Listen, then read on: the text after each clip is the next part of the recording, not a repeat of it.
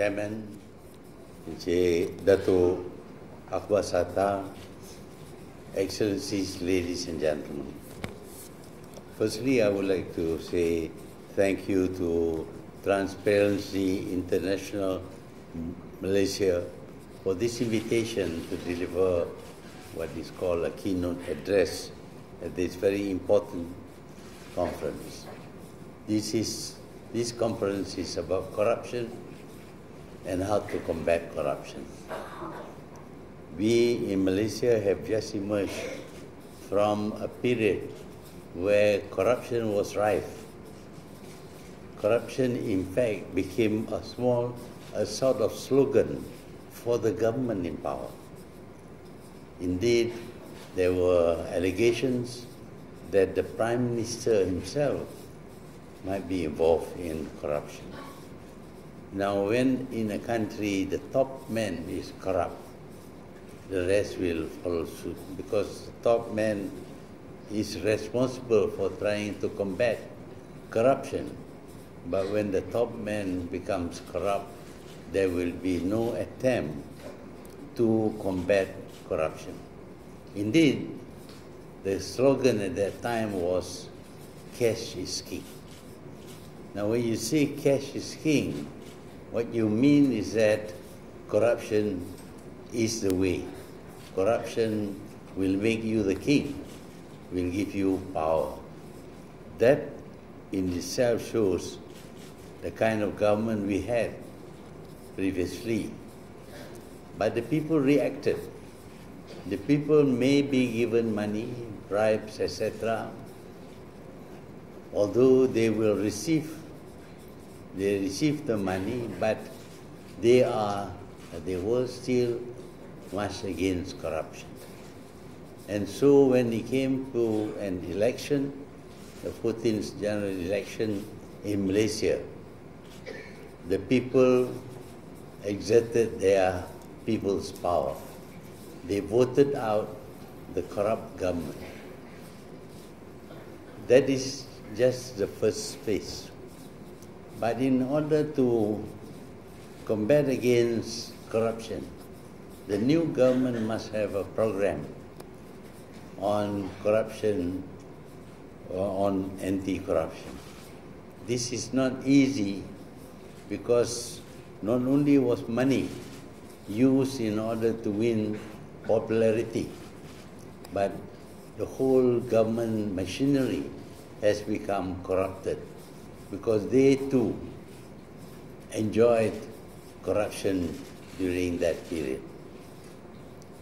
And so we have a machinery of government that is defective. Defective machinery of government cannot easily combat corruption. The machinery itself needs to be cleaned up. And so the new government, which was elected with a good majority in the 14th general election, having taken over power in this country, had a tough time trying to combat corruption. To combat corruption, you need the support of everyone, in particular the government machinery.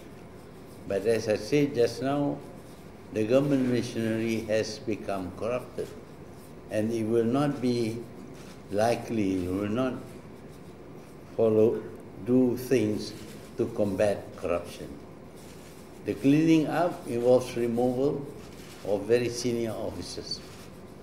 But when the senior officers are removed, we have a need to replace with other officers who may not be so senior, who may not be as experienced.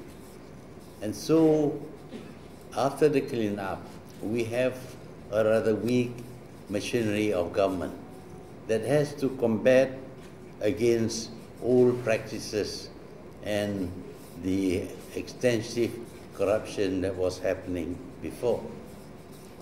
But the machinery of government has been reorganized, and in particular, there is a good machinery of government that is dedicated to combating corruption.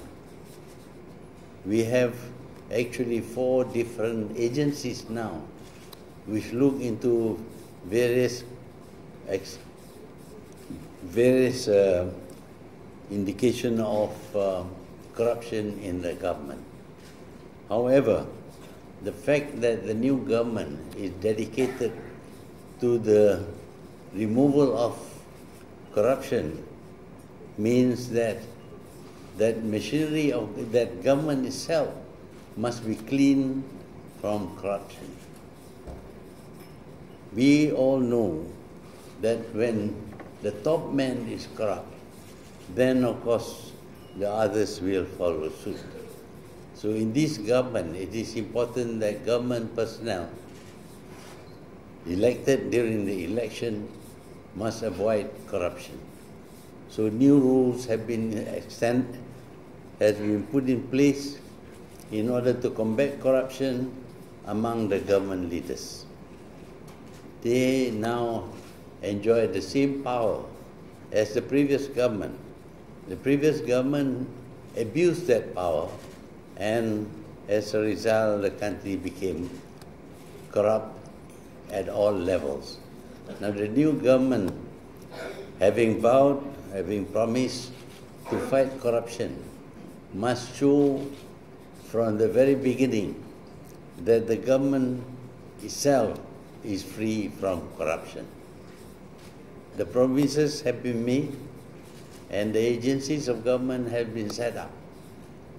To date, we have not heard of any government officers being corrupt, at least not openly. If they hide their activities, we have agencies which will seek them out and ensure that the corrupt will be punished. Currently, the focus is on the corruption involving the previous government. But if there is any evidence at all of corruption in the new government, we hope the people will indicate, will be good whistleblowers to inform the authorities that there are corrupt personnel in the new government. So far, we have not heard of any report of the new members of the new government being corrupt. Indeed, many things were put in place to prevent corruption from taking place. Where before appointments to various agencies of government, powerful agencies, were from the party forming the government.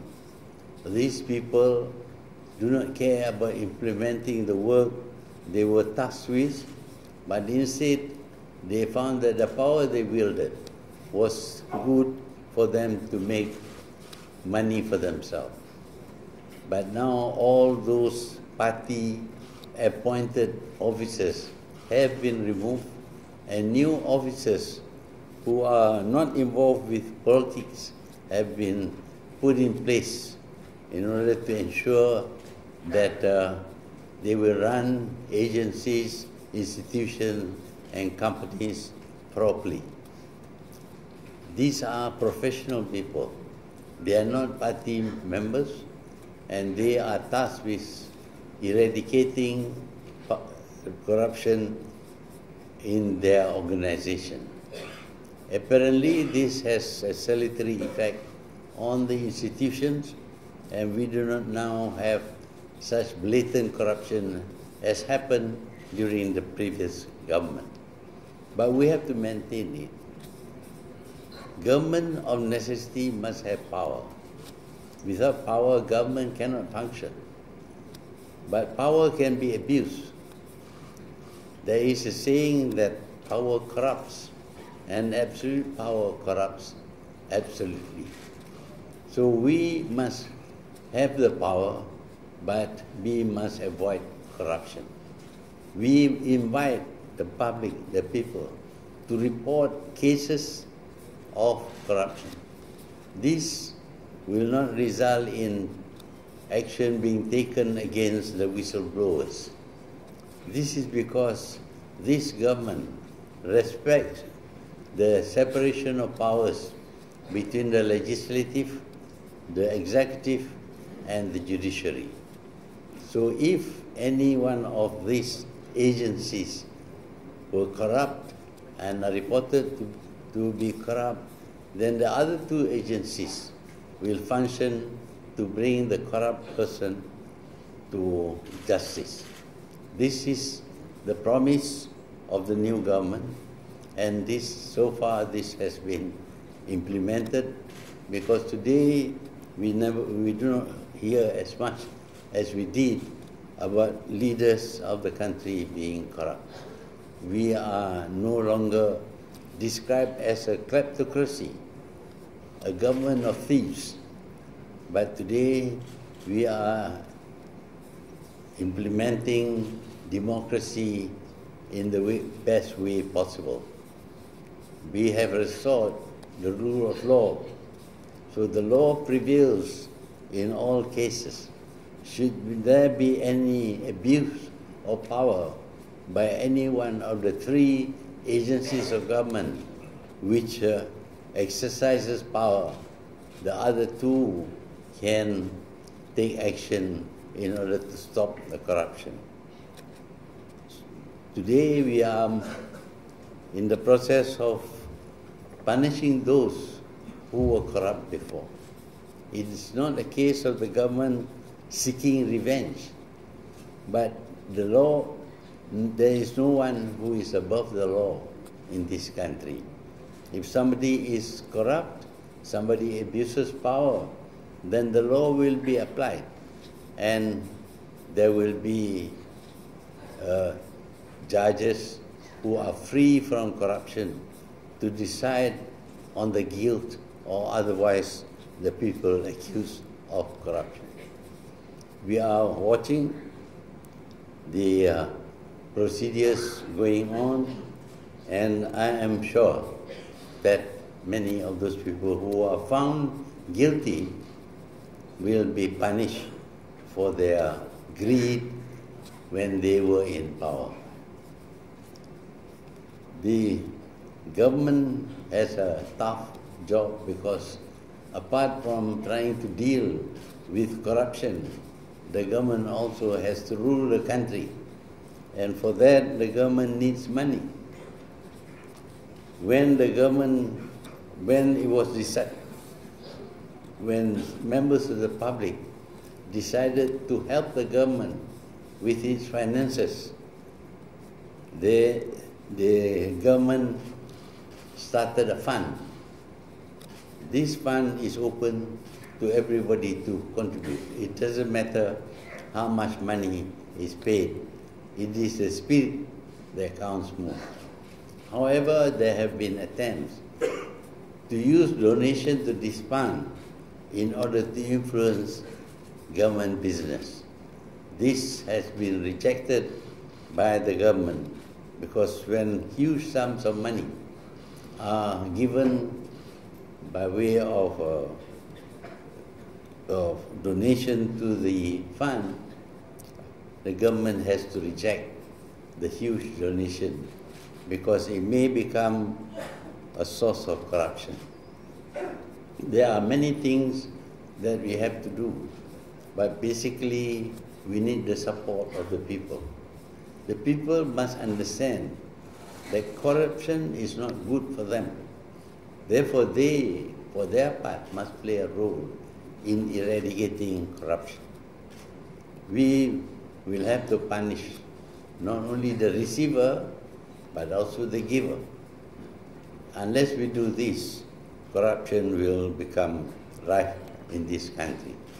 Up to the moment, we have found that corruption or accusation, allegation of corruption is not as frequent as with the last government. Maybe that is a good sign that we have succeeded in telling the people to avoid corruption. But the people themselves must know that corruption is a crime, and they must never try to corrupt officials in order to get approvals for whatever it is that they are asking for. This is our hope. The whole country must be dedicated towards fighting against corruption. Corruption may be stopped by the laws of the country, but the better thing is that the people themselves regard corruption as a crime and do not get involved in corruption. This means that we must have a high standard in our value system. We must reject corruption as a crime which benefits no one, not even the person who's trying to get his approval from government agencies. So we hope that with the public showing their interest in eradicating corruption and the government offices machinery being cleaned off, we hope that this will result in reducing corruption, if not eliminating it altogether. Public interest is very important because we depend on the public to tell us instances of corruption which may affect them. After that, of course, our agencies, implementers, will make sure that the people who are corrupt, the officers who are corrupt, will be punished according to the laws of this country. The rule of law is very important in combating corruption. It is only when we abide by the law of the country that corruption will be reduced or ended. I hope that this this meeting on good governance and integrity for sustainable business growth would make members of the business community aware that although corruption may win them something, but in the end they will lose, because this country will not grow, will not develop, will not prosper if corruption is rife in this country. So it is with this hope that I launch this Transparency International Anti-Corruption Summit 2018. Thank you.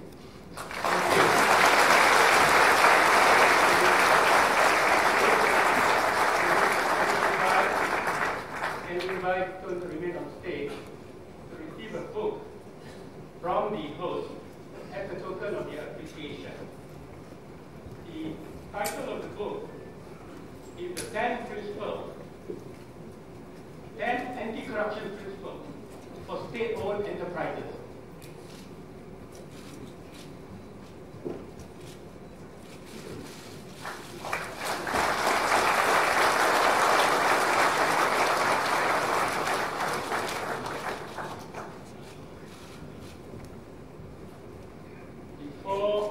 Before we end this session, I wish to inform members of the media that Stone have agreed to hold a very, very short press conference at the holding room in front. So after this, members of the media who may wish to attend the press conference may do so. The holding room is right in front of our wall. Thank you. Announcing the departure of